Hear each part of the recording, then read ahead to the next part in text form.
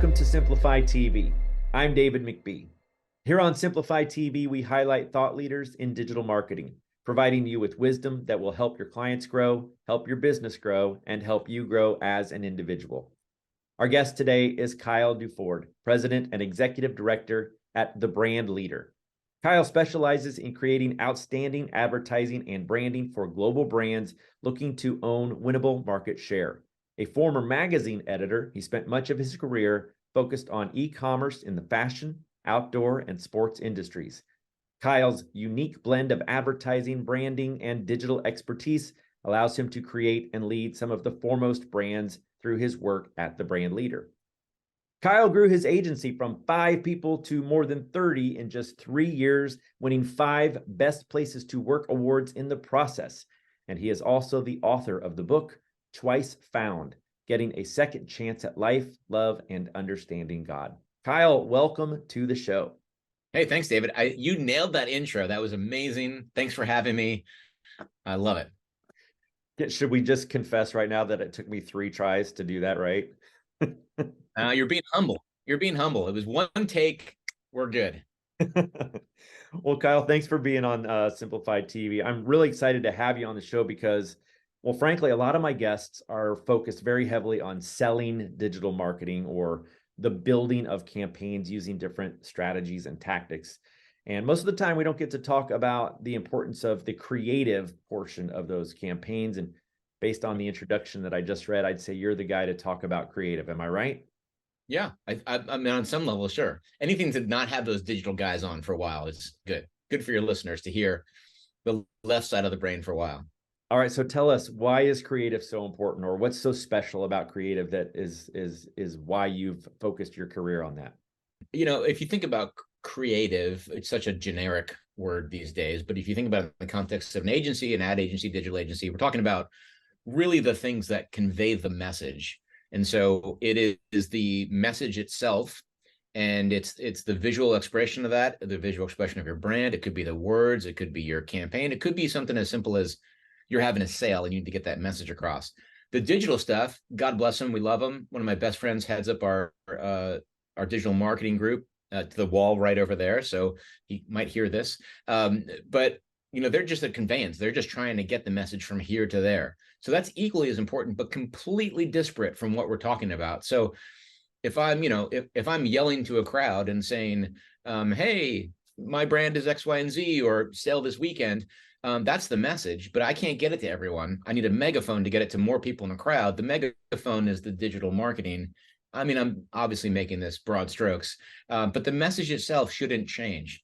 Sometimes it changes a little bit based on the audience, the personas you're speaking to, the time of year, the campaign, the product you're selling, but the message has to be elevated somehow. And the way to do that is with design.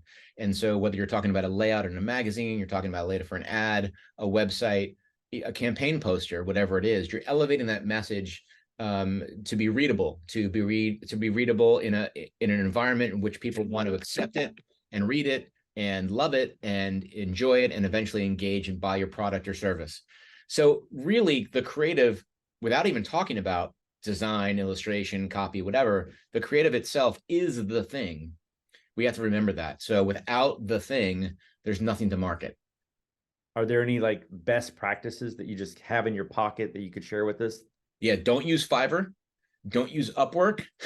don't use AI for Pete's sakes. But you know, we're in an age where the barrier to entry is so low. Because the barrier to entry is so low, because you're not purchasing a camera, but you purchased an iPhone and it's in your pocket, anyone can be creative. And that's the beauty of it. The problem is you can't necessarily put your message or your brand in the hands of somebody who might not know what they're doing. So you can create, you can be creative, you can be a creator. It doesn't mean your creative will stand out from the pack.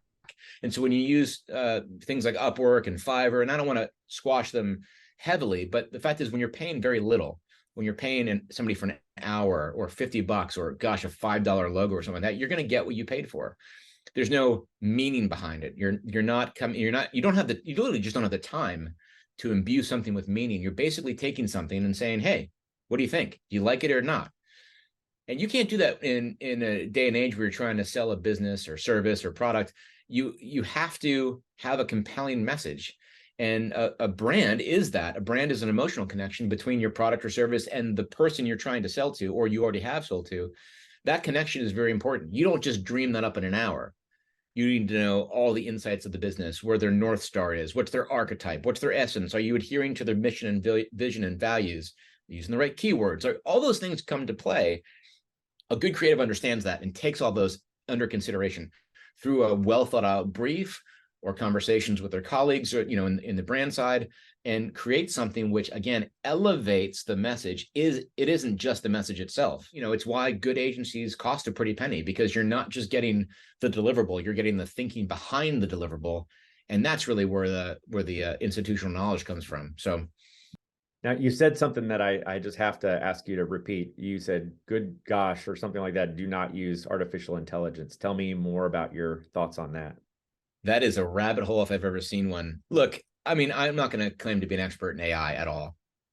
I do have a healthy sense of fear of where this is leading. And I'm not talking, necessarily the dynamic AI, which is like Terminator kind of Judgment Day stuff, which I think there's an unhealthy fear of that, because I don't think it's a realistic, it maybe not even our lifetime. But the general AI, the linear one where you ask it a question, it tells you something back. That's getting pretty smart. And the danger is a copywriter can ask it to write something, and it might write something better than what they've written. The trick is that right now, anyway, it's going to write something maybe with syntax and grammar better than the copywriter, but not with emotion and fervor, and definitely not with an understanding of the brand. So it's kind of the same thing we're talking about with creative a minute ago. But look, we don't do anything that's client facing from AI. We won't. We think it's disingenuous. We think at the prices we charge for what, again, the thinking behind it. If you're paying me to think about how to execute your brand well, and then I give it to AI, I'm not thinking about it. I'm just telling somebody or telling a machine in this case to just spit something out. It's not authentic. It's not the best interest, and it's no different than anybody else. If 10 brands all ask AI to come up with a brand strategy, the likelihood of them being very similar is quite high. But if I understand your product, your position, your meaning, your reason for being, your purpose, as it were, then I can craft something which is unique. You mentioned it in the intro. What we pride ourselves on doing is finding ownable gaps in the marketplace. You can't find an ownable gap unless you know what the competitors are doing, what they're doing from their vantage point. We don't think AI can do that well yet.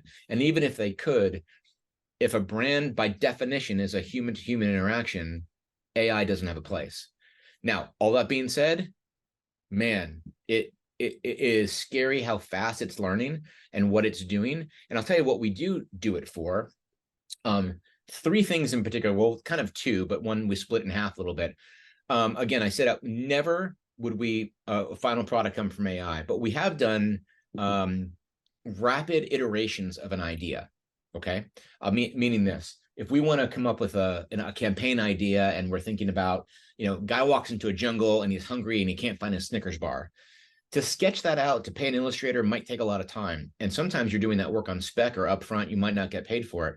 But if I can send that into AI and say, hey, give me a couple versions of a guy looking for a Snickers bar in the jungle in this style, and then he finds a Snickers bar, and then close up on the Snickers bar in his mouth, and then whatever, AI can do that like that.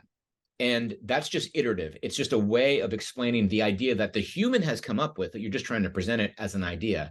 Once the client buys it, we're going to go shoot it. We're going to go, film it somehow in the jungle or on a set, and we're going to make that thing ours. In no way were we hurting any of the process, because the idea came from a human. It was executed by a human. But in the middle, just that quick ideation of, oh, that angle's not quite right, or you don't want to go back to an illustrator and have them start over with their storyboards, or create a whole new cell, which could take hours at minimum just to redo. This quick iteration you can be in a whiteboard session, come up with a couple ideas, quickly generate them, and say, these are a couple directions. Now, again, those themselves would never see the light of day, but to the client, they can quickly ascertain the direction they want to go in, and boom, then you go execute yourself. So that's one way we do it. And secondly, and this is a little bit new to us, is that if you look at code, web code, app code, in some ways it's commoditized, right? It's very objective. It's not subjective. It either works or it doesn't. Sure, there's subtle ways of doing things, but an a ref tag means something in PHP no matter what, right? You're not going to deviate from that. You can add style to it, you can change some things around, but there's no reason, if you know a boilerplate of what you're creating constantly, you don't need someone to type that in all the time. So again, ideate by human, iterate by AI is really interesting to kind of come up with different ways of doing things. What we found is that we've been able to code up problems that we couldn't solve quickly based on a design that a human did and an outcome that a human looks at and QAs. But again, just that rapid iteration can be generated by AI because it's so commoditized. Why wouldn't I just, people use offshore developers in the Philippines or Moscow. Why couldn't I use AI for that? And one really interesting way of doing that is, especially problems you can't solve yourself. Hey, I'm trying to make this button do this and I can't figure it out. You can crawl, I don't know, Reddit or blogs and try to learn, call another developer. In my mind, there's no difference by doing that or asking AI, and you get the answer back. Then the human is still coding it up and finishing off the work. So those are two recognizable ways. I said three originally because that last one we can split in a couple different directions. Sometimes we'll fill in meta descriptions with some AI. If there's hundreds of pages on a website, which a human would take 3 weeks to do maybe, and it's just cost prohibitive to a client, a human will go back and check it.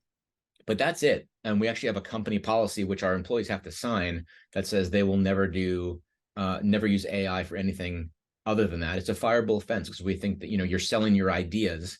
That's what you should be paying for. So long-winded answer, but gosh, this is a topic which is, it is so timely right now and so important.